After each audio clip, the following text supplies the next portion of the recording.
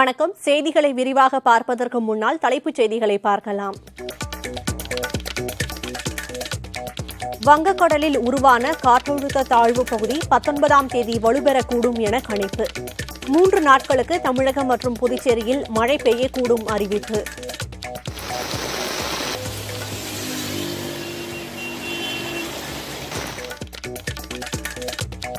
தவறான சிகிச்சையால் உயிரிழந்த கால்பந்து வீராங்கனை குடும்பத்திற்கு முதலமைச்சர் ஸ்டாலின் நேரில் ஆறுதல், நிவாரண உதவி மற்றும் புதிய வீடு வழங்கினார்.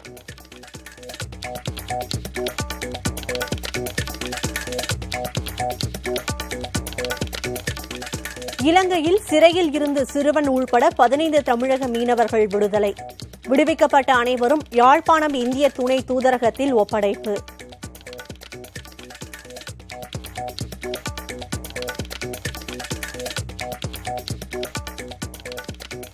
ஐயப்பன் கோயில்களில் அதிகாலை முதலே குவிந்த பக்தர்கள். கார்த்திகை முதல் நாளில் மாலை அணிந்து விரதம் தொடக்கம்.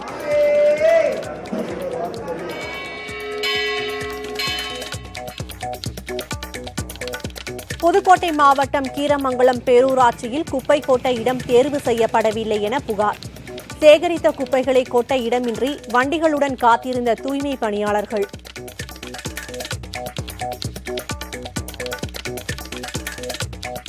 குற்றால அருவிகளில் தண்ணீர் வரத்து சீரானது. ஐயப்ப பக்தர்களுக்கு மட்டும் நீராட அனுமதி.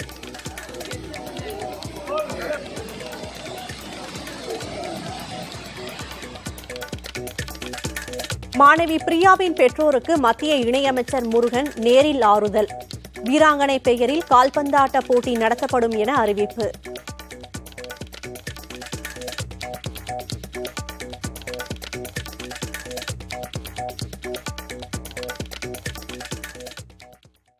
தென்கிழக்கு வங்கக்கடல் மற்றும் அதனை ஒட்டியுள்ள அந்தமான் கடல் பகுதியில் காற்றழுத்த தாழ்வு பகுதி உருவாகியுள்ளது. வங்கக்கடலில் உருவாகியுள்ள காற்றழுத்த தாழ்வு பகுதி மேற்கு வடமேற்கு திசையில் நகர்ந்து காற்றழுத்த தாழ்வு மண்டலமாக வரும் 19ஆம் தேதி வலுப்பெறக்கூடும் என வானிலை மையம் கணித்துள்ளது. அதற்கடுத்த 3 நாட்களில் தமிழக புதுவை கடலோர பகுதிகளை நோக்கி நகரக்கூடும் என்றும் கணிக்கப்பட்டுள்ளது. தமிழகம் புதுச்சேரியில் 3 நாட்களுக்கு மிதமான மழை பெய்யக்கூடும் என்றும் 20ஆம் தேதி செங்கல்பட்டு, கடலூர் உள்ளிட்ட 7 மாவட்டங்களில் கனமழைக்கு வாய்ப்புள்ளதாகவும் தெரிவிக்கப்பட்டுள்ளது. 21ஆம் தேதி காஞ்சிபுரம், செங்கல்பட்டு, விழுப்புரம் மாவட்டங்களில் மிக கனமழையும், திருவண்ணாமலை, கள்ளக்குறிச்சி உள்ளிட்ட 6 மாவட்டங்களில் கனமழையும் பெய்யக்கூடும் என வானிலை மையம் தெரிவித்துள்ளது. காற்றழுத்த தாழ்வு பகுதியால் அடுத்த 4 நாட்களுக்கு 55 கிலோமீட்டர் வேகத்தில் காற்று வீசக்கூடும் என்பதால் மீனவர்களுக்கு எச்சரிக்கை விடுக்கப்பட்டுள்ளது.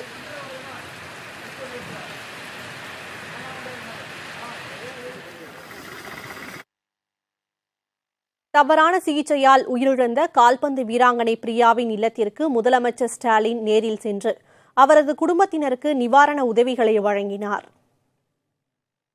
சென்னை வியாசர்பாடி பகுதியைச் சேர்ந்த இளம் கால்பந்து வீராங்கனை பிரியா காலில் காயம் ஏற்பட்டதால் அரசு மருத்துவமனையில் சிகிச்சைக்காக சென்றுள்ளார்.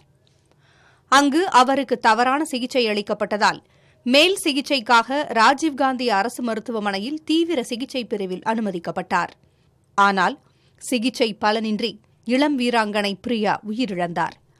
அரசு மருத்துவமனையின் அலட்சியத்தால் இளம் வீராங்கனை உயிரிழந்ததற்கு அரசியல் கட்சியினர் கடும் கண்டனங்களை தெரிவித்து வந்தனர். இந்நிலையில் வியாசர்பாடி கௌதமபுரத்தில் உள்ள பிரியாவின் இல்லத்திற்கு முதலமைச்சர் ஸ்டாலின் நேரில் சென்று அவரது குடும்பத்தினருக்கு ஆறுதல் கூறினார். அங்கு வைக்கப்பட்டிருந்த பிரியாவின் படத்திற்கு மலர் தூவி அஞ்சலி செலுத்தினார். அவரது குடும்பத்தினருக்கு 10 லட்சம் ரூபாய் நிதி உதவியும், தமிழ்நாடு நகர்ப்புற மேம்பாட்டு வாரிய குடியிருப்பில் ஒரு வீடு ஒதுக்கீட்டிற்கான ஆணையையும் முதலமைச்சர் வழங்கினார். மேலும் பிரியாவின் மூத்த சகோதரருக்கு அரசு வேலைக்கான ஆணையையும் முதலமைச்சர் ஸ்டாலின் வழங்கினார். தைரியமா இருன்னு சொன்னாங்க. பாப்பா ஒரு பெரிய இழப்பு தான் என்னாலே புரிஞ்சுக்க முடியுது. அந்த டாக்டர்ஸ் மேலே என்னென்ன நடவடிக்கை எடுக்க முடியுமோ எல்லாமே அரசியல் ரீதியாக, அதான் சட்ட ரீதியாகவும் எல்லா நடவடிக்கை எடுத்திருக்கேன்னு சொல்லிட்டாங்க. இப்போதைக்கு அவங்கள சஸ்பெண்ட் பண்ணியிருக்கேன்னு சொல்லிடுறாங்க. இன்னும் அடுத்த கட்ட முடிவும் பண்ணுறேன்னு சொல்லியிருக்காங்க. அது பண்ணால் இன்னும் கொஞ்சம் நல்லாயிருக்கும்னு நினைக்கிறோம். பிரியோட ஆசை ஃபுட்பாலு. அது முதலமைச்சர் என்னை சாதிக்க சொல்கிறாரு. அவர் எப்படி போனாலும் அதேமாரி நீ சாதிச்சுட்டு வா அப்படின்னு சொல்லியிருக்காரு. என்ன முதல்வர் சொன்னார், நம்ம பிரியா மாதிரி எவ்வளோ பிள்ளைங்க இருக்குது, அந்த குழந்தைங்களுக்கு ஆட்டோ ஒரு ஷூவோ ஒரு சாக்ஸோ எதனா நீங்கள் உதவி பண்ணுங்க. பிரியாவே நினச்சிங்க. பிரியாது சாந்தி அடியான்னு சொன்னார் சார். வீடை வந்து பார்த்தாங்க சுப்பிரமணிய சார், சேகர் பாபு சார் வந்து பார்த்தாங்க. வீடு ஒழுகுது, அவங்களுக்கு வீடு கொடுத்துடணும், அவங்க ரொம்ப இதில் கஷ்டத்தில் இருக்கிறாங்கன்னு சொல்லி முதல்வர் காதில் போட்டு எங்களுக்கு வீடு கொடுத்துருக்குறாங்க சார். அதனால் ரொம்ப நன்றி சார். என் குழந்தை இறந்து அல்லதே நல்லது பண்ணி இருக்கிறாங்க சார் கவர்மெண்ட்டில். எங்களுக்கு ஒன்றும் குறை வைக்கல சார். இன்னும் ஒன்று என் குழந்தை தான் சார் போயிடுச்சு. அந்த தான் சார் வருத்தம் எங்களுக்கு. கன்னியாகுமரி அரசு ரப்பர் கழகத்தில் ரப்பர் மரங்களை அப்புறப்படுத்தும் பணியில் முறைகேடு நடப்பதாக புகார் எழுந்துள்ளது. சிற்றார்கோட்டத்தில் கூப்பு எண் 49 மற்றும் கூப்பு எண் 3, மருதம்பாறை பிரிவில் 19B, 22 மற்றும் 23 ஆகிய கூப்புகளில் உள்ள மரங்களை முறித்து அப்புறப்படுத்தும் பணிக்காக ஒப்பந்ததாரர்களிடம் லஞ்சம் கேட்கப்பட்டதாக கூறப்படுகிறது. இது தொடர்பாக ரப்பர் கழக மேலாண் இயக்குநர் தினகர் குமாரை தொலைபேசியில் தொடர்பு கொண்டபோது அவர் அழைப்பை ஏற்கவில்லை.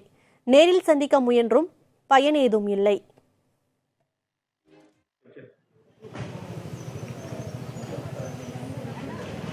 ரப்பர் மரங்களை முறித்து கொண்டு செல்வதற்காக எங்கள் தலைமை எம்டி ஆஃபீஸில் பேரம் பேசுகிறார்கள். கூப்பு நம்பர் 49, கூப்பு நம்பர் 3, மருதம்பாறை பிரிவில் 19B, 22, 23 ஆகிய கூப்புகளை லேலம் விடுகிறார்கள். ஆனால் கவர்மெண்ட் ரேட் 3000 ரூபாய். ஆனால் இவங்கள் பேரம் பேசுகிறது ஒரு மரத்துக்கு 1500 ரூபாய் வீதம் பேரம் பேசுகிறார்கள்.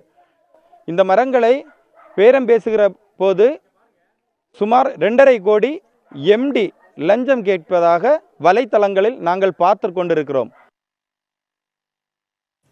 சிவகாசியில் வெடிபொருள் கட்டுப்பாட்டுத்துறை முதன்மை அதிகாரி பணியிடம் காலியாக இருப்பதால் பட்டாசு உற்பத்தி பாதிக்கப்பட்டுள்ளது.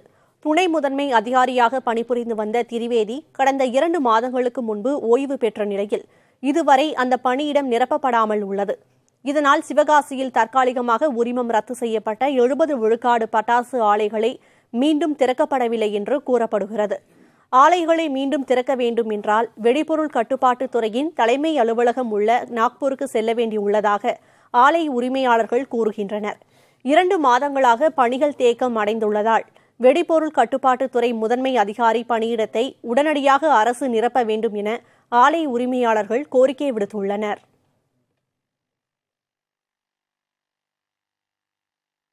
விருதுநகர் மாவட்டம் ராஜபாளையம் அருகே செட்டியார்பட்டி பேரூராட்சிக்கு உட்பட்ட புனல்வேலியில் ஊருணி நிறைந்து குடியிருப்புகளை சுற்றி நீர் சூழ்ந்துள்ளது. தண்ணீர் வெளியேற வழி இல்லாததால் 2 நாட்களாக நீர் தேங்கி நிற்கிறது. இதனால் பாம்பு உள்ளிட்ட விஷ ஜந்துக்கள் வீடுகளுக்குள் நுழைந்து வருவதால் மக்கள் அச்சமடைந்துள்ளனர். எனவே பிரச்சினைக்கு தீர்வு காண அவர்கள் கோரிக்கை வைத்துள்ளனர். இதுகுறித்து பேரூராட்சி செயல் அலுவலர் சந்திரகலாவை கேட்டபோது தண்ணீரை வெளியேற்ற நடவடிக்கை எடுக்கப்பட்டுள்ளதாக தெரிவித்தார்.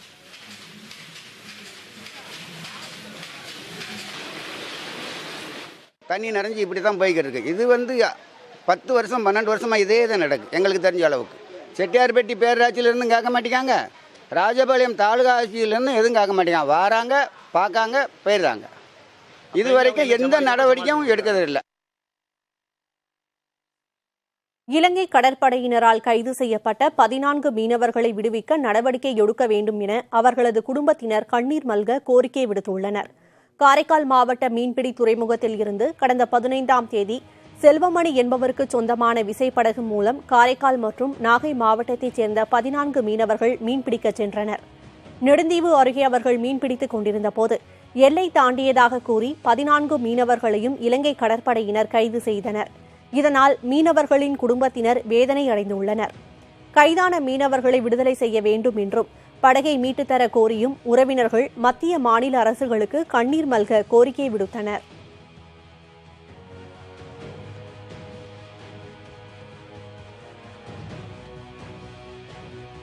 எல்லா போட்டும் வெளியாக்கணும், ஏன் போட்டுன்னு இல்லை, அனைத்து போட்டும் வெளியாக்கணும். அனைத்து குடும்பமும் சிரிக்கணும். எல்லா குடும்பமும் தரமட்டத்துக்கு போகுது. தமிழ்நாட்டில் உள்ள மக்கள் நாம் உதவி செய்கிறோம் இலங்கைக்கு. இலங்கை நம்மளையா கெடுக்குது, நம்மளையா கெடுக்குது, நம்ம மக்களையா தெருவில் விடுது, நம்ம மகளையா தெருவில் விடுது. உண்மையாலுமே நாங்கள் பேங்கு கடன் வாங்கி தாங்க போட்டு நடத்துகிறோம். எங்கள் பேரை எடுத்து போட்டு பாருங்கள், பேங்கில் எத்தனை லட்சம் ரூபா கடன் இருக்குன்னு. மாவட்ட மாலையில் அடுத்தடுத்த செய்திகளை சுருக்கமாக பார்க்கலாம். புதுச்சேரியில் அரவிந்தர் ஆசிரமத்தில் அன்னை மகா சமாதி அடைந்த தினம் அனுசரிக்கப்பட்டது. அன்னையின் பெரும் முயற்சியால் புதுச்சேரியில் அரவிந்தர் ஆசிரமம், ஆரோவில் சர்வதேச நகரம் ஆகியவை தோற்றுவிக்கப்பட்டது. இவர் 1973 ஆண்டு நவம்பர் 17 உயிர் நீத்தார். இதையொட்டி அரவிந்தர் ஆசிரமத்தில் அன்னை வசித்த அறைகள் பக்தர்கள் பார்வைக்காக திறந்து வைக்கப்பட்டன. மேலும் அவருடைய சமாதியும் வண்ண மலர்களால் அலங்கரிக்கப்பட்டு வழிபடுவதற்கான ஏற்பாடுகள் செய்யப்பட்டிருந்தது. ஏராளமான பக்தர்கள் அதிகாலை முதலே காத்திருந்து அன்னையின் சமாதியில் வழிபட்டனர்.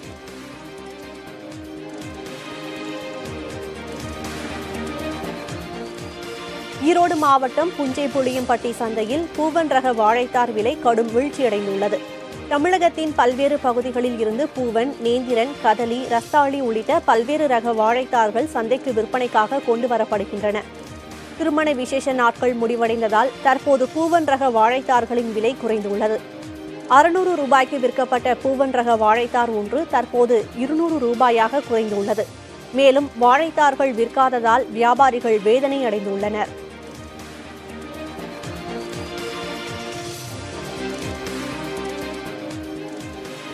தொடர் மழை காரணமாக தேனி மாவட்டம் போடிமெட்டு புலியூத்து அருவியில் நீர்வரத்து அதிகரித்துள்ளது. தமிழக கேரள எல்லைப் பகுதியில் பெய்து வரும் மழை காரணமாக நீர்வீழ்ச்சிகளில் வெள்ளியை உருக்கி விட்டது போல தண்ணீர் கொட்டுகிறது. இதனால் மூணாறு செல்லும் சுற்றுலா பயணிகள் புலியூத்து அருவியை ரசித்து செல்வதோடு அங்கிருந்து செல்ஃபி எடுத்து மகிழ்கின்றனர்.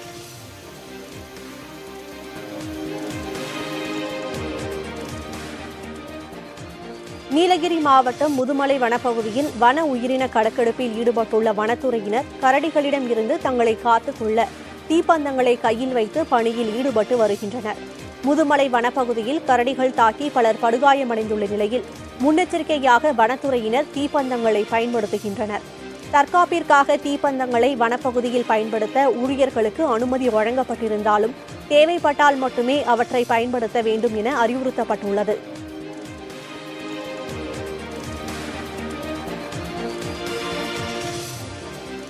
காவிரி நீர்பிடிப்பு பகுதிகளில் பெய்து வந்த மழை குறைந்ததால் ஆற்றில் நீர்வரத்து வினாடிக்கு 16,000 கனஅடியில் இருந்து 14,000 கனஅடியாக குறைந்துள்ளது. ஆற்றில் நீர்வரத்து குறைந்தாலும் ஒகேனக்கல் பிரதான அருவி, ஐந்தருவி, சினி அருவிகளில் தண்ணீர் ஆர்ப்பரித்து கொட்டி வருகிறது.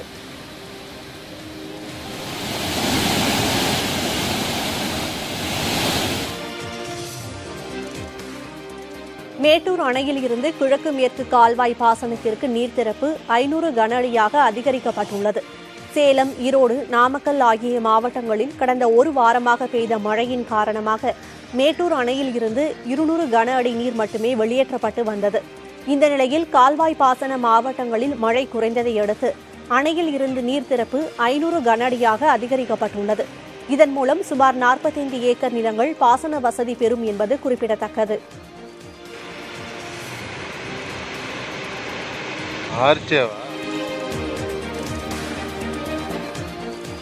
நீர்வரத்து குறைந்ததால் வைகை அணையில் இருந்து திறக்கப்படும் நீரின் அளவு குறைக்கப்பட்டுள்ளது.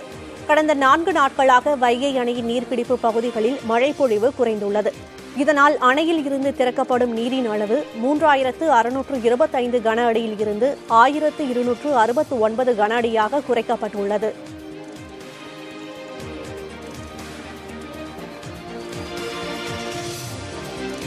ராமநாதபுரம் மாவட்டத்தில் கோவில் திருவிழாவை முன்னிட்டு இரட்டை மாட்டு வண்டி பந்தயம் கோலாகலமாக நடைபெற்றது. எம்ஆர்பட்டினம் கிராமத்தில் உள்ள நொண்டி கருப்பணசாமி கோவிலில் வருடாபிஷேகத்தை முன்னிட்டு நடத்தப்பட்ட பந்தயத்தில் 53 மாட்டு வண்டிகள் கலந்து கொண்டன. இதில் சீறி பாய்ந்த காளைகளை சாலையின் இருபுறமும் நின்று ஏராளமான பார்வையாளர்கள் கண்டு ரசித்தனர். முதல் 3 இடங்களை பிடித்த பந்தய வீரர்களுக்கு ரொக்கப்பணமும் நினைவு பரிசும் வழங்கப்பட்டது.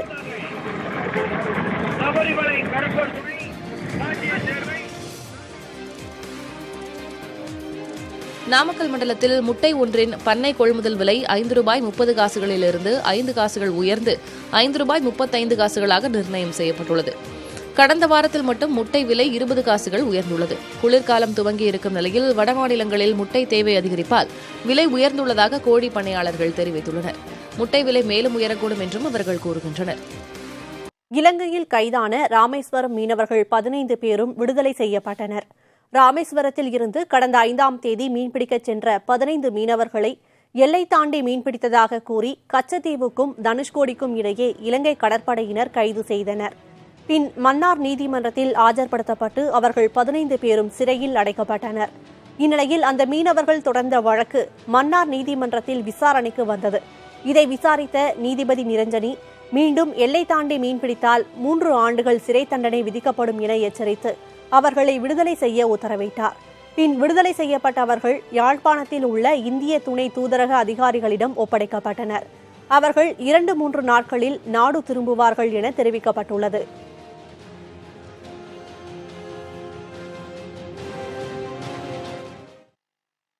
திருவள்ளூரில் கட்டி முடிக்கப்படாத மேம்பாலத்தால் மாணவர்கள் சிரமத்திற்கு ஆளாகும் செய்தி புதிய தலைமுறையில் வெளியானதை தொடர்ந்து மேம்பாலத்திற்கு அருகே மண் கொட்டி தற்காலிக பாதை அமைக்கும் பணிகள் தொடங்கப்பட்டுள்ளன. திருவள்ளூர் மாவட்டம் விடையூர் முதல் கலியனூர் வரை கொசஸ்தலை ஆற்றின் குறுக்கே கடந்த 2016ஆம் ஆண்டு தொடங்கப்பட்ட மேம்பால கட்டுமான பணிகள் இதுவரை நிறைவடையவில்லை. பாலம் பாதி மட்டுமே கட்டி முடிக்கப்பட்டுள்ளதால் விடையூர் அரசு பள்ளியில் பயிலும் மாணவர்கள் ஆபத்தான முறையில் பாலத்தின் மீது ஏணியில் ஏறி பள்ளிக்கு செல்ல வேண்டிய நிலை ஏற்பட்டது. இது தொடர்பான செய்தி புதிய தலைமுறையில் சமீபத்தில் வெளியானது. இந்நிலையில் அந்த செய்தி எதிரொலியாக பாலத்தின் மறுபக்கத்தில் ஜேசிபி இயந்திரத்தின் உதவியுடன் மண் கொட்டி தற்காலிக பாதை அமைக்கும் பணிகள் நடைபெற்று வருகின்றன.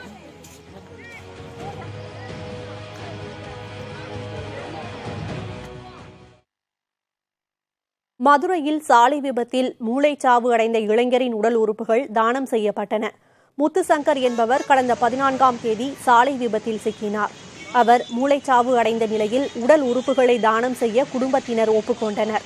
அதன்படி அரசு மருத்துவமனையில் இருந்து 15 நிமிடங்களில் ஆம்புலன்ஸ் மூலம் விமான நிலையத்துக்கு கொண்டு செல்லப்பட்ட இதயம் அங்கிருந்து சென்னைக்கு அனுப்பப்பட்டது. இதேபோல் மதுரையில் உள்ள தனியார் மருத்துவமனைக்கு 10 நிமிடத்தில் கல்லீரல் கொண்டு செல்லப்பட்டது.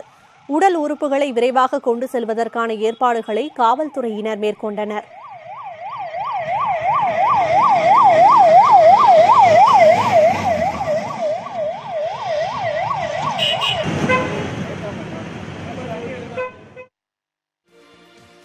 மாவட்ட மாலையில் அடுத்தடுத்த செய்திகளை சுருக்கமாக பார்க்கலாம். முல்லை பெரியாறு அணையின் நீர்மட்டம் 138 அடியை கடந்து உயர்ந்து வருகிறது. அணைக்கு நீர்வரத்து வினாடிக்கு 965 கன அடியில் இருந்து வினாடிக்கு 1543 கன அடியாக அதிகரித்துள்ளது. இதையடுத்து இடுக்கி மற்றும் தேனி மாவட்டத்தில் முல்லை பெரியாற்றின் நீரோட்ட பாதைகளுக்கு தமிழக பொதுப்பணித்துறை சார்பில் 2ஆம் எச்சரிக்கை தகவல் விடுக்கப்பட்டுள்ளது.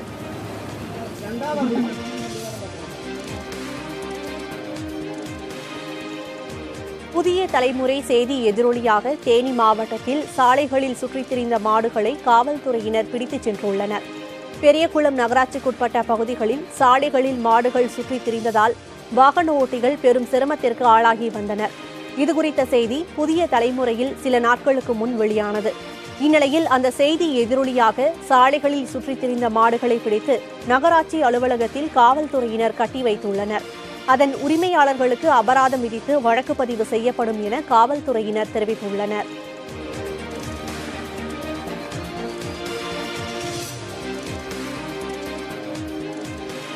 பெரம்பலூர் அருகே பணி நீக்கத்தை கண்டித்து சுங்கச்சாவடி ஊழியர்கள் தலைகீழாக நின்று தண்ணீர் குடிக்கும் போராட்டத்தில் ஈடுபட்டனர்.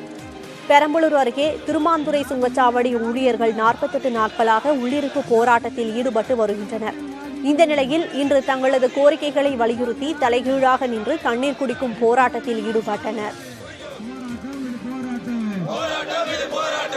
தமிழன் குரல் உங்களுக்கு, தமிழன் குரல் உங்களுக்கு.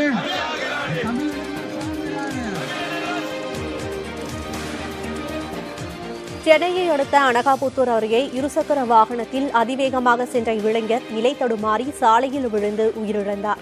KK நகர் பகுதியைச் சேர்ந்த IT ஊழியரான கிரண்குமார் என்பவர் மதுரவாயல் புறவழி சாலை வழியாக இருசக்கர வாகனத்தில் சென்று கொண்டிருந்தார். அப்போது அனகாபுத்தூர் அருகே நிலை தடுமாறி சாலையில் விழுந்ததில் சிறிது தூரம் இழுத்துச் செல்லப்பட்டார். இதில் தலையில் அடிபட்டு நிகழ்விடத்திலேயே கிரண்குமார் உயிரிழந்தார். தலைக்கவசம் அணியாமல் அதிவேகமாக இருசக்கர வாகனத்தை ஓட்டியதால் உயிரிழப்பு நிகழ்ந்துள்ளதாக காவல்துறை தெரிவித்துள்ளது.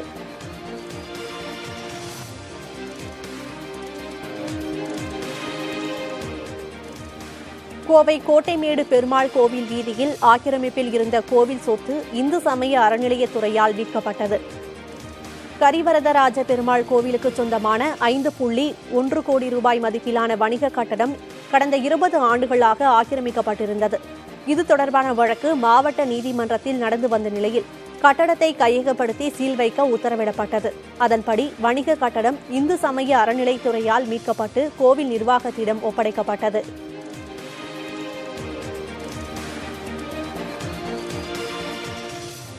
கிருஷ்ணகிரி மாவட்டம் பர்கூர் அருகே காட்டாற்றை கடக்க தரைப்பாலம் அமைத்து தரும்படி கிராம மக்கள் கோரிக்கை விடுத்துள்ளனர். கொண்டப்பன் நாயக்கன் பள்ளி ஊராட்சிக்குட்பட்ட காலனூர், தாசிப்பள்ளி, மாதர்குட்டை, குமரன்குட்டை, குருபர் கொட்டாய் போன்ற குக்கிராமங்களில் சுமார் 3000 பேர் வசித்து வருகின்றனர். இவர்கள் அன்றாட தேவைகளுக்காக பர்கூர் வந்து செல்கின்றனர். இதற்காக நாகமங்கலம் சாலையின் குறுக்கே பாயும் காட்டாற்றை கடக்க வேண்டியிருக்கிறது. சென்ற 3 மாதங்களாக தண்ணீர் ஆர்ப்பரித்து செல்வதால் கிராம மக்கள் ஆபத்தான முறையில் ஆற்றை கடக்கும் நிலை உள்ளது. எனவே தரைப்பாலம் அமைத்து தர வேண்டும் என அவர்கள் கோரிக்கை விடுத்துள்ளனர். மதுரை மாவட்டம் உசிலம்பட்டி அருகே சிலிண்டர் கசிவால் ஏற்பட்ட தீ விபத்தில் மாமனார், மருமகள் ஆகியோர் படுகாயமடைந்தனர். எழுமலை பகுதியைச் சேர்ந்தவர் அனிதா.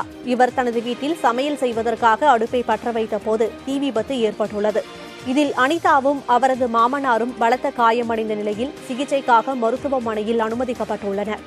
இரவு சமையல் முடித்த பின் சிலிண்டரை அணைக்காததால் கசிவு ஏற்பட்டு விபத்து நடந்துள்ளதாக காவல்துறையினரின் முதற்கட்ட விசாரணையில் தெரியவந்துள்ளது.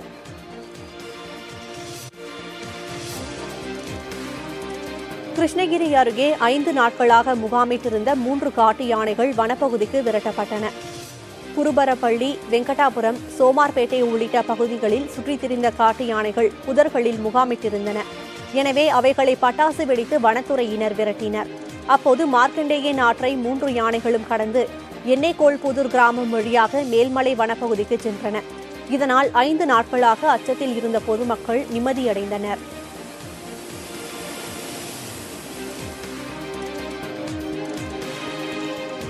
அரியலூரில் 10ஆம் வகுப்பு மாணவியை பாலியல் வன்கொடுமை செய்த நபரை காவல்துறையினர் கைது செய்தனர். நாவரசு என்பவர் சிறுமியை காதலிப்பதாக கூறி பலமுறை பாலியல் வன்கொடுமை செய்துள்ளார்.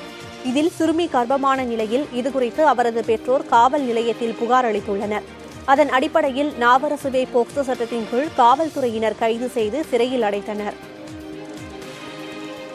அரசு கொண்டு வந்துள்ள ஆன்லைன் ஏல முறையை விருத்தாச்சலம் ஒழுங்குமுறை விற்பனை கூடத்தில் உடனே அமல்படுத்த கோரி விவசாயிகள் ஆர்ப்பாட்டம் நடத்தினர். கடலூர் மாவட்டம் விருத்தாச்சலத்தில் உள்ள ஒழுங்குமுறை விற்பனை கூடத்தில் விவசாயிகள் தங்களுடைய விளைபொருட்களை விற்பனை செய்து வருகின்றனர். மத்திய அரசு கொண்டு வந்துள்ள ஈனாம் எனப்படும் ஆன்லைன் ஏல நடைமுறை திட்டம் தமிழகத்தில் உள்ள அனைத்து விற்பனை கூடங்களிலும் படிப்படியாக நடைமுறைப்படுத்தப்பட்டு வருவதாகவும், ஆனால் விருத்தாச்சலத்தில் இன்னும் அமல்படுத்தப்படவில்லை என கூறி விவசாயிகள் போராட்டத்தில் ஈடுபட்டனர். முன்னறிவிப்பு இன்றி விற்பனை கூடத்தை மூடி விடுவதாகவும் குற்றம் சாட்டினர். உரிய நடவடிக்கை எடுக்க பரிந்துரை செய்வதாக விருத்தாச்சலம் சார் ஆட்சியர் பழனி உறுதியளித்ததால் விவசாயிகள் போராட்டத்தை கைவிட்டு கலைந்து சென்றனர்.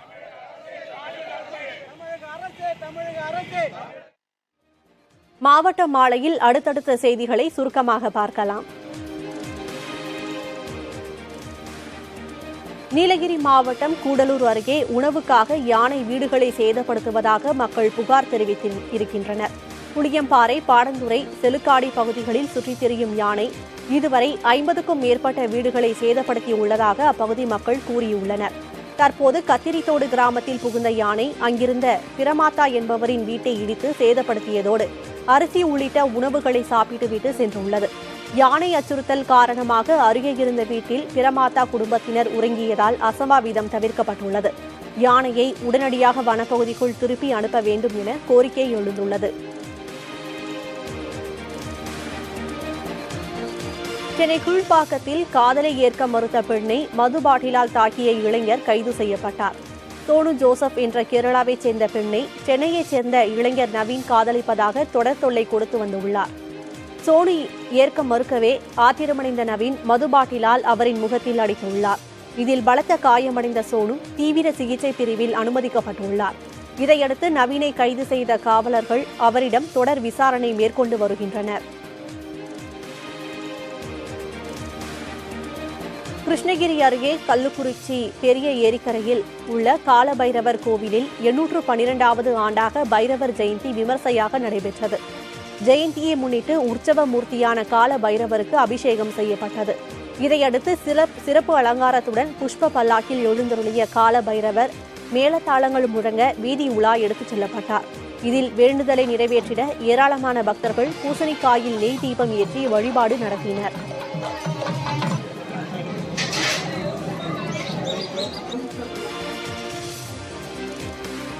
விழுப்புரத்தில் நெல் மூட்டைகளை ஆன்லைன் முறையில் ஏலம் எடுக்க வியாபாரிகள் எதிர்ப்பு தெரிவித்துள்ளதால் விவசாயிகள் சிரமத்திற்கு ஆளாகியுள்ளனர். செஞ்சி ஒழுங்குமுறை விற்பனை கூடத்தில் நடந்த ஏலத்தை வியாபாரிகள் புறக்கணித்ததால் விவசாயிகளின் நெல் மூட்டைகள் அங்கேயே அடுக்கி வைக்கப்பட்டுள்ளது. மேலும் விற்பனை கூட நிர்வாகத்திடம் இருந்து முறையான அறிவிப்பு இல்லாததால் தாங்கள் அலைக்கழிக்கப்படுவதாக விவசாயிகள் கவலை தெரிவித்துள்ளனர். எனவே இப்பிரச்சினைகளுக்கு தீர்வு கண்டவுடன் நெல் மூட்டைகளை எடுத்து வர அறிவுறுத்துமாறு விற்பனை கூட நிர்வாகத்துக்கு விவசாயிகள் கோரிக்கை வைத்துள்ளனர். கடலூர் மாவட்டம் நெல்லிக்குப்பம் அருகே ஆற்றின் மையப்பகுதியில் உள்ள மணல் திட்டில் கிடந்தவரின் உடலை தீயணைப்புத் துறையினர் மீட்டனர். தென்பெண்ணை ஆற்றின் மையப்பகுதியில் உள்ள மணல் திட்டில் ஒருவர் படுத்திருப்பது போல தெரிந்ததை அடுத்து பொதுமக்கள் காவல்துறைக்கு தகவல் கொடுத்தனர். நிகழ்விடத்திற்கு வந்த தீயணைப்புத் துறையினர் உயிரை பணயம் வைத்து தண்ணீரில் நீந்தி சென்று பார்த்தபோது ஒருவர் உயிரிழந்து இருந்தது தெரியவந்துள்ளது. எனவே உடலை மீட்ட நிலையில் உயிரிழந்தது யார் என காவல்துறையினர் விசாரணை மேற்கொண்டு வருகின்றனர்.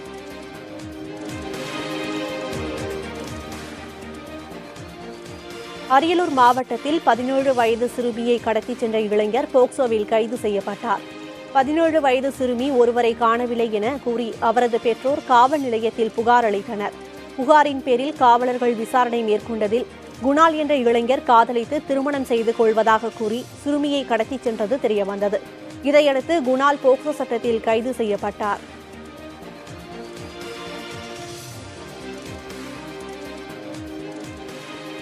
மேட்டூரில் 840 மெகாவாட் அனல்மின் நிலையத்தில் ஏற்பட்ட இயந்திர கோளாறு காரணமாக 210 மெகாவாட் மின் உற்பத்தி பாதிக்கப்பட்டுள்ளது. கடந்த 5ஆம் தேதி 4வது அலகில் இயந்திர கோளாறு மற்றும் பராமரிப்பு பணிக்காக 210 மெகாவாட் மின் உற்பத்தி நிறுத்தப்பட்டிருந்தது. இந்நிலையில் தற்போது 3வது அலகில் இயந்திர கோளாறு ஏற்பட்டதால் 210 மெகாவாட் மின் உற்பத்தி பாதித்துள்ளது. இதனால் 420 மெகாவாட் மட்டுமே தற்போது மின் உற்பத்தி செய்யப்படுகிறது. இயந்திர கோளாறை சரி செய்யும் பணிகள் நடைபெற்று வருகின்றன.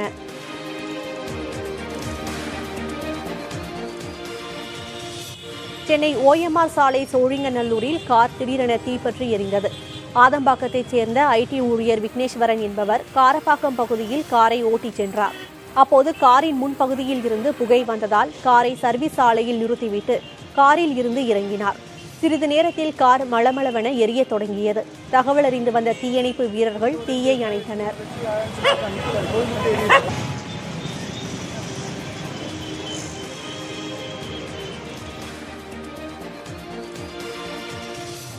திருவண்ணாமலை மாவட்டம் செய்யாறு அரசு மாவட்ட தலைமை மருத்துவமனையில் ஊதிய உயர்வு கோரி ஒப்பந்த தொழிலாளர்கள் தர்ணாவில் ஈடுபட்டனர்.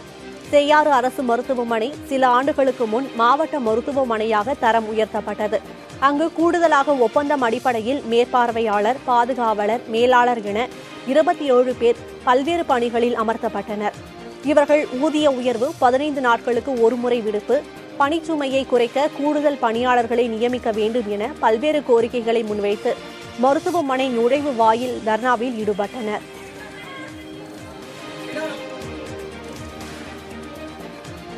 பிரதமரின் கிசான் திட்டத்தின் கீழ் நிதியுதவி பெறும் விவசாயிகள் ஆதார் எண்ணோடு மொபைல் எண்ணை இணைக்க வேண்டும் என ஓமலூர் வேளாண் அதிகாரிகள் அறிவுறுத்தியுள்ளனர். சேலம் மாவட்டம் காடையாம்பட்டி, தாரமங்கலம், ஓமலூர் உள்பட சுற்றுவட்டாரத்தைச் சேர்ந்த விவசாயிகள் பிரதமரின் கிசான் திட்டத்தின் கீழ் நிதியுதவி பெற்று வருகின்றனர். அத்தகையோர் ஆதார் எண்ணோடு மொபைல் எண்ணை இணைக்க வேண்டும் என அறிவுறுத்தப்பட்டுள்ளது. அதற்காக அருகில் உள்ள அஞ்சலகத்தை அணுகலாம் என தெரிவிக்கப்பட்டுள்ளது. PM கிசான் இணையதளம் அல்லது செயலியை பயன்படுத்தி ஆதார் எண்ணோடு மொபைல் எண்ணை இணைக்கலாம். அவ்வாறு செய்யாமல் இருப்பதால் சேலம் மாவட்டத்தைச் சேர்ந்த 53,633 பயனாளிகளுக்கு 12வது தவணை தொகை நிறுத்தி வைக்கப்பட்டுள்ளது.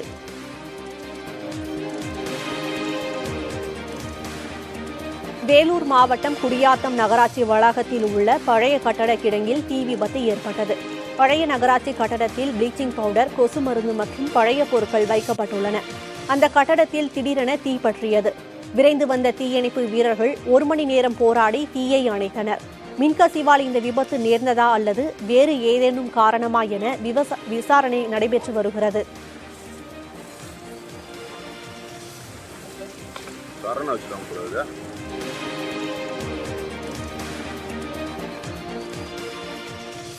கோவை மாவட்டம் வால்பாறை கூழாங்கல் ஆற்றுப் பகுதியில் சாலையில் சுற்றித் திரிந்த காட்டு யானை ஒன்று 3 கடைகளை உடைத்து சேதப்படுத்தியுள்ளது. மேலும் அங்கு சுற்றித் திரிந்த எருமை கன்றையும் தாக்கியதில் கன்று உயிரிழந்தது. இதனால் காட்டு யானைகளை வனப்பகுதிக்குள் விரட்ட மக்கள் கோரிக்கை விடுத்துள்ளனர்.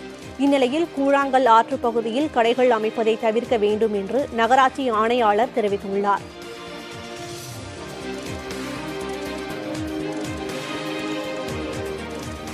தஞ்சை மாவட்டம் கும்பகோணம் அருகே உள்ள சோழபுரம் மகா பைரவேஸ்வரர் கோவிலில் பைரவேஸ்வரிக்கு திருக்கல்யாணம் விமர்சையாக நடைபெற்றது.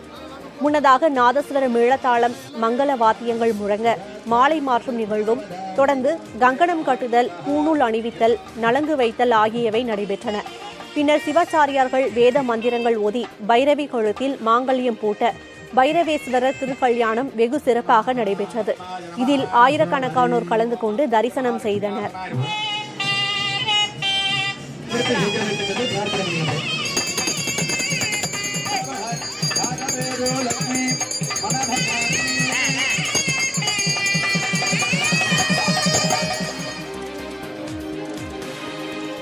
நாகை மாவட்டம் வேதாரண்யம் தோப்புத்துறை அரசு பள்ளியில் வகுப்பறைகள் தகர கொட்டகையில் செயல்பட்டு வந்த நிலையில் புதிய தலைமுறை செய்தி எதிரொலியாக மாற்று ஏற்பாடு செய்யப்பட்டுள்ளது.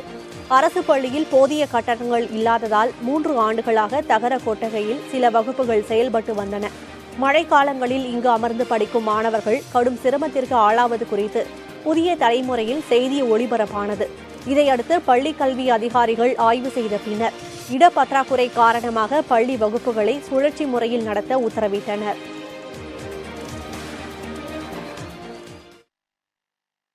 கார்த்திகை மாதம் பிறந்ததையொட்டி தமிழகம் முழுவதும் ஐயப்ப பக்தர்கள் மாலை அணிந்து தங்கள் விரதத்தை தொடங்கினர்.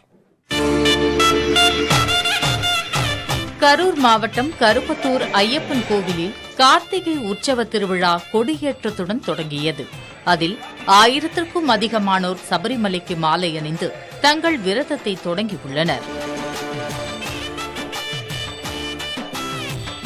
பழனி திரு ஆவினன்குடி கோவில், பாத விநாயகர் கோவிலில் அதிகாலை முதல் குவிந்த பக்தர்களால் அடிவாரத்தில் கடும் கூட்ட நெரிசல் ஏற்பட்டது.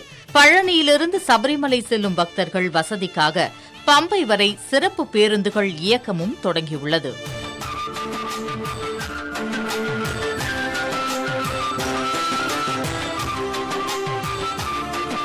முருகனின் அறுபடை வீடுகளில் ஒன்றான திருச்செந்தூர் சுப்பிரமணிய சுவாமி கோவிலில் சிறப்பு பூஜைகளோடு கார்த்திகை மாத வழிபாடு தொடங்கியது.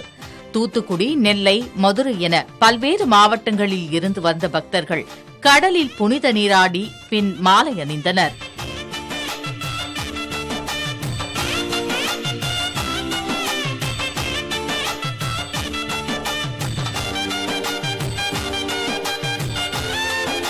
தேனி சுருளி அருவியில் நீராடி பின் சுருளிமலை ஐயப்பசாமி கோவிலுக்கு சென்ற பக்தர்கள் மாலை அணிந்து தங்கள் 48 நாட்கள் விரதத்தை தொடங்கினர்.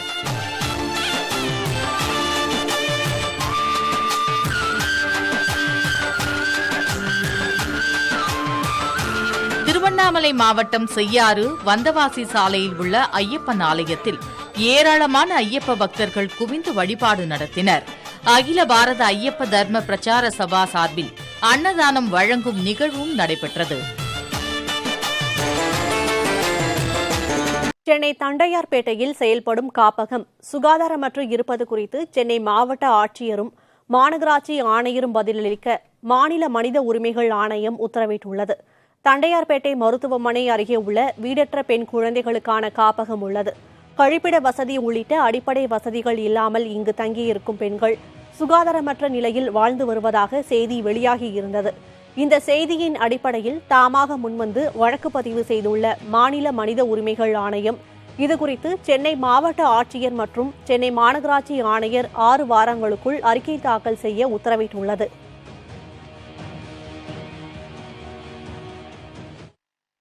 மாவட்ட மாலையில் அடுத்தடுத்த செய்திகளை சுருக்கமாக பார்க்கலாம். புதுக்கோட்டை உழவர் சந்தை முன்பாக கொட்டப்பட்டிருந்த காய்கறி கழிவுகளை அகற்றி இடத்தை தூய்மையாக பராமரிக்க நடவடிக்கை எடுக்கப்பட்டுள்ளது. மக்கள் அதிகம் வந்து செல்லும் உழவர் சந்தை முன்பாக அதிக அளவிலான காய்கறி கழிவுகள் மற்றும் பிற வணிக நிறுவனங்களின் குப்பைகள் கொட்டப்பட்டதால் அப்பகுதியில் துர்நாற்றம் வீசியதோடு நோய் தொற்று ஏற்படும் சூழலும் உருவாகியுள்ளதாக பொதுமக்கள் கவலை தெரிவித்தனர். இது தொடர்பான செய்தி ஒளிபரப்பான நிலையில் கழிவுகளை அகற்றி இடத்தை தூய்மையாக பராமரிக்க சட்டமன்ற உறுப்பினர் முத்துராஜா நகராட்சி நிர்வாகத்தை அறிவுறுத்தினார். இதனைத் தொடர்ந்து குப்பைகளை அகற்றும் பணியில் நகராட்சி தூய்மை பணியாளர்கள் ஈடுபட்டனர். திருவாரூர் மாவட்டம் திருத்துறைப்பூண்டி அருகே அரசு தொழில்நுட்ப கல்லூரியில் காலியாக உள்ள விரிவுரையாளர் பணியிடங்களை நிரப்ப வலியுறுத்தி இந்திய மாணவர் சங்கம் மற்றும் இந்திய ஜனநாயக வாலிபர் சங்கத்தினர் ஆர்ப்பாட்டத்தில் ஈடுபட்டனர். கொர்க்கை கிராமத்தில் உள்ள அரசு தொழில்நுட்ப கல்லூரியில் கடந்த 2 மாத காலமாக 2 விரிவுரையாளர்கள் பணியிடங்கள் காலியாக உள்ள நிலையில் அவற்றை நிரப்ப கல்லூரி முதல்வர் நடவடிக்கை எடுக்கவில்லை என ஆர்ப்பாட்டத்தில் ஈடுபட்டவர்கள் குற்றம் சாட்டினர்.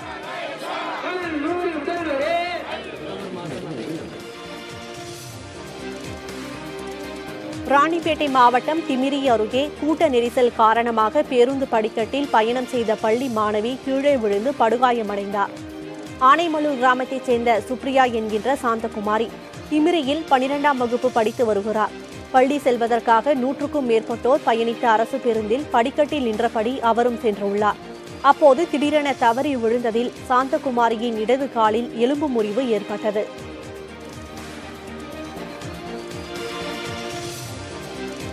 திருப்பூர் மாவட்டத்தில் ஆடுகளை திருடிய 4 பேரை காவலர்கள் கைது செய்தனர். தாராபுரத்தை அருகே உள்ள சோதியம்பட்டியைச் சேர்ந்த முத்துசாமி என்பவருக்கு சொந்தமான பட்டியில் இருந்த 4 ஆடுகள் காணாமல் போயின. இதனையடுத்து முத்துசாமி காவல்துறையினரிடம் புகார் அளித்தார். வெள்ளக்கோவில் அருகே வாகன தணிக்கையில் ஈடுபட்டிருந்த காவலர்கள் கார் ஒன்றில் காணாமல் போன ஆடுகள் இருந்ததை கண்டறிந்தனர். ஆடுகளை திருடிய 4 பேரையும் கைது செய்து நீதிமன்றத்தில் ஆஜர்படுத்தி சிறையில் அடைத்தனர்.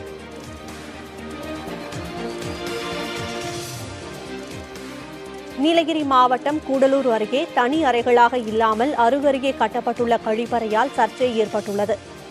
தேவாலா பகுதியில் உள்ள கிராம நிர்வாக அலுவலகம் மற்றும் ஆரம்ப சுகாதார நிலையம் அமைந்துள்ள இடத்தில் 6 லட்சம் ரூபாய் மதிப்பில் பொது கழிப்பறையை சீரமைத்து கட்டியுள்ளனர்.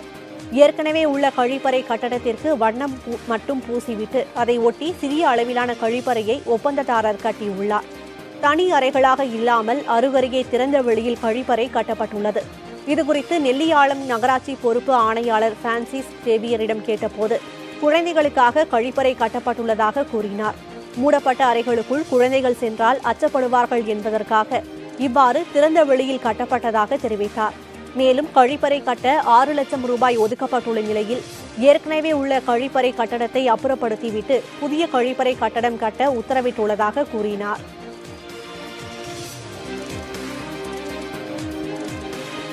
தருமபுரி மாவட்டம் அரூர் அருகே பள்ளி ஆசிரியர்கள் அறைக்குள் நுழைந்த மண்ணூளி பாம்பு வனத்துறையினரால் லாவகமாக பிடிக்கப்பட்டது.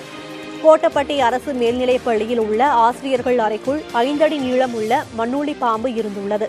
தகவலறிந்து சென்ற வனத்துறையினர் பாம்பை லாவகமாக பிடித்து பாதுகாப்பாக வனப்பகுதியில் விடுவித்தனர்.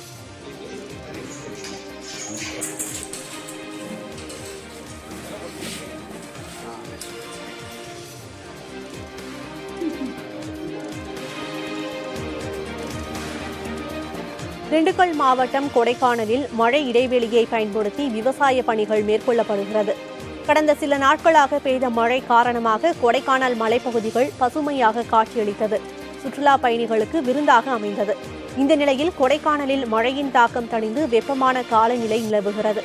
இதனால் மழை இடைவெளியை பயன்படுத்தி மேல்மலை விவசாயிகள் பூண்டு, கேரட், உருளை உள்ளிட்ட பயிர்களை விதைக்கும் பணியில் ஈடுபட்டு வருகின்றனர்.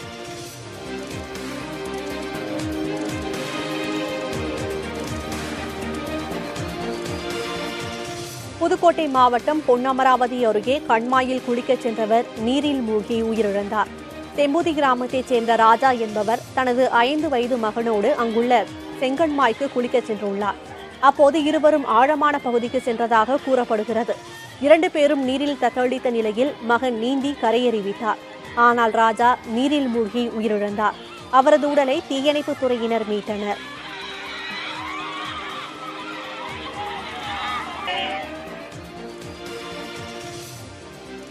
கோவை மாவட்டம் வால்பாறையில் மாற்றுத்திறனாளிகள் தினத்தை முன்னிட்டு விழிப்புணர்வு பேரணி நடைபெற்றது. அரசு பள்ளி மாணவர்கள் சார்பில் நடத்தப்பட்ட இந்த பேரணியில் மாற்றுத்திறனாளி குழந்தைகளுக்கான கல்வி உரிமம் குறித்து மக்களுக்கு எடுத்துரைக்கப்பட்டது. அவர்களுக்கு முன்னுரிமை அளிக்க வேண்டியதன் அவசியம் குறித்த பதாகைகளையும் மாணவர்கள் ஏந்தியபடி பேரணியில் பங்கேற்றனர்.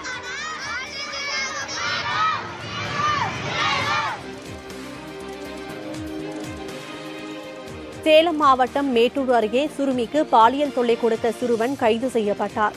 கரிக்காப்பட்டியில் வசிக்கும் 13 வயது சிறுமிக்கு அதே கிராமத்தைச் சேர்ந்த 17 வயது சிறுவன் பாலியல் தொல்லை கொடுத்ததாக ஜலகண்டாபுரம் காவல் நிலையத்தில் புகார் அளிக்கப்பட்டது. இதையடுத்து சிறுவனை காவல்துறையினர் கைது செய்து சேலம் மகிழா நீதிமன்றத்தில் ஆஜர்படுத்தினர். பின்னர் நீதிபதி உத்தரவின் பேரில் சிறுவனை சீர்திருத்த பள்ளியில் காவல்துறையினர் ஒப்படைத்தனர்.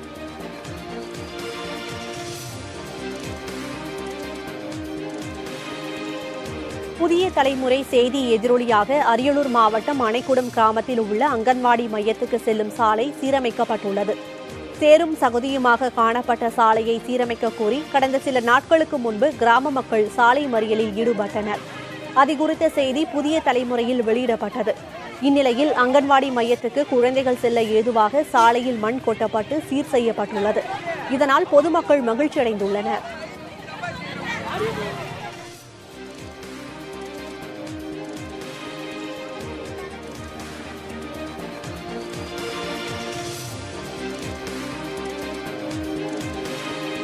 திருவண்ணாமலை மாவட்டம் செய்யாறில் உள்ள செல்வ விநாயகர் கோவிலில் உண்டியல் பணம் கொள்ளையடிக்கப்பட்டுள்ளது.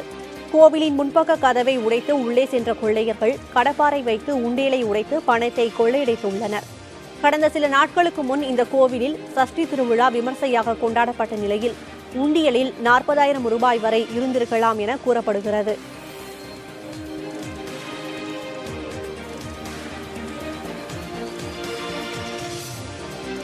புதுக்கோட்டை மாவட்டம் இலுப்பூர் அருகே பிரசவத்திற்காக மருத்துவமனைக்கு அழைத்துச் செல்லப்பட்ட கர்ப்பிணிக்கு 108 ஆம்புலன்ஸிலேயே குழந்தை பிறந்துள்ளது. ஆலிக்காடு பகுதியைச் சேர்ந்த சித்ரா என்ற கர்ப்பிணிக்கு பிரசவ வலி ஏற்பட்டதால் 108 ஆம்புலன்ஸ் மூலம் இலுப்பூரில் உள்ள அரசு மருத்துவமனைக்கு சென்று கொண்டிருந்தார். அப்போது பிரசவ வலி அதிகரித்ததால் ஆம்புலன்ஸில் இருந்த மருத்துவ உதவியாளர் உள்ளிட்ட மருத்துவ பணியாளர்கள் சேர்ந்து அவருக்கு பிரசவம் பார்த்துள்ளனர். இதில் சித்ராவுக்கு பெண் குழந்தை பிறந்துள்ளது. இதையடுத்து மருத்துவமனையில் அனுமதிக்கப்பட்ட தாயும் சேயும் நலமுடன் இருப்பதாக மருத்துவர்கள் தெரிவித்தனர்.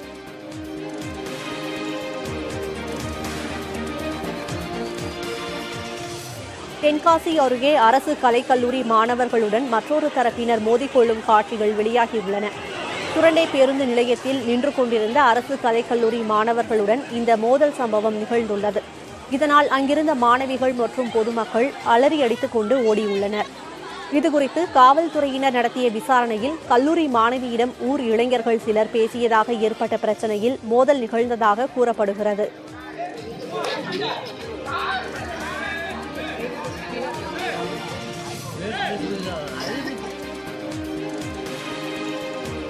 சேலம் மாவட்டம் எடப்பாடியில் வீட்டில் குட்கா பதுக்கி வைத்திருந்த 3 பேரை காவல்துறையினர் கைது செய்தனர். வீட்டு வசதி வாரிய குடியிருப்பு பகுதியில் குலாலர் தெருவில் உள்ள வீடு ஒன்றில் காவலர்கள் சோதனை மேற்கொண்டனர். அப்போது விற்பனை செய்வதற்காக 6 குட்கா மூட்டைகள் பதுக்கி வைக்கப்பட்டிருந்தது தெரியவந்தது. அவற்றை பறிமுதல் செய்த காவலர்கள் இது தொடர்பாக வடமாநில இளைஞர் உள்பட 3 பேரை கைது செய்து விசாரணை மேற்கொண்டு வருகின்றனர்.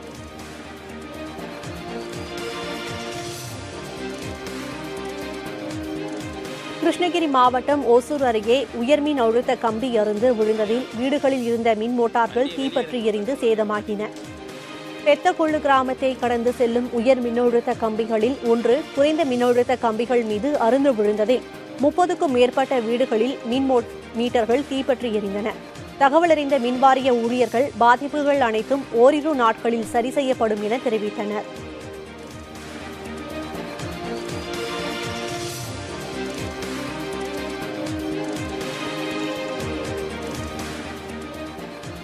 நாகப்பட்டினம் மாவட்டம் வேதாரண்யம் அருகே தொடக்க வேளாண்மை கூட்டுறவு வங்கி கொள்ளை முயற்சி வழக்கில் 2 பேர் கைது செய்யப்பட்டுள்ளனர்.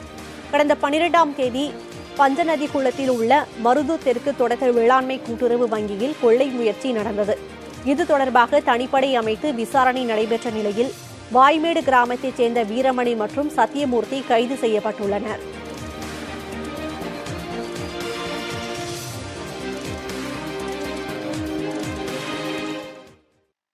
ஊரின் அடையாளத்தை பாதுகாக்கும் விதமாக நாமக்கல் மாவட்டம் திருச்செங்கோடு அருகே பழமையான ஆலமரத்தை மறுநடவு செய்துள்ளனர் மக்கள். சென்னை கன்னியாகுமரி 4 வழி சாலை விரிவாக்கப் பணிகள் காரணமாக பல்வேறு மரங்கள் அகற்றப்பட்டு வருகின்றன. அந்த வகையில் ராஜகவுண்டம்பாளையத்தில் 200 ஆண்டுகால ஆலமரத்தையும் அகற்ற வேண்டிய சூழல் உருவானது. ஆனால் ஊரின் அடையாளத்தை இழக்க விரும்பாத மக்கள் ஒன்று கூடி நெடுஞ்சாலைத்துறை ஒப்புதலுடன் மரத்தை மாற்று இடத்தில் மறுநடவு செய்துள்ளனர். 12 மணி நேரத்திற்கு மேலாக முயன்று ஆலமரத்தை வேரோடு அகற்றி வேறு இடத்தில் நட்டுள்ளனர்.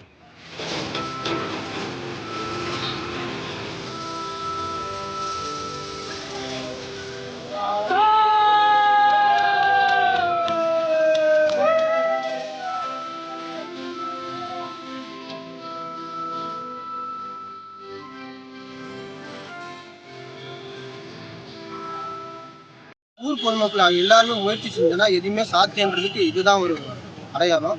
கிரேனு, ஒரு 2 பொக்லைனு எல்லா இயந்திரங்களாம் வச்சு ஒரு 50,000 பணம் செலவு பண்ணி நாங்கள் எடுத்து உள்ளே வச்சுருக்கோம். ஒரு 50 மீட்டர் தள்ளி வச்சுருக்கோம். நாங்கள் ஊர் மக்கள் ஒன்றாக கூடி தீர்மானித்து இந்த எங்களது ஊரின் அடையாளமாக கம்பீரமாக நின்ற அந்த ஆலமரத்தை 200 வருடங்களுக்கு மேலாக வயதான அந்த ஆலமரத்தை நாங்கள் பாதுகாக்க வேண்டிய எங்களுடைய கடமை என்ற நோக்கத்தில் ஊர் மக்கள் அனைவரும் ஒன்றாக இணைந்து இந்த ஆலமரத்தை அருகில் உள்ள இந்த இடத்திற்கு நேற்று இடமாற்றம் செய்துள்ளோம். மரங்களின் முக்கியத்துவத்தை உணர்ந்து ஆலமரத்தை காப்பாற்றியுள்ள இந்த முயற்சி மக்களிடையே வரவேற்பை பெற்றுள்ளது. புதிய தலைமுறைக்காக செய்தியாளர் மனோஜ் கண்ணா. அண்மை செய்திகளுக்கு தொடர்ந்து இணைந்திருங்கள் புதிய தலைமுறையுடன்.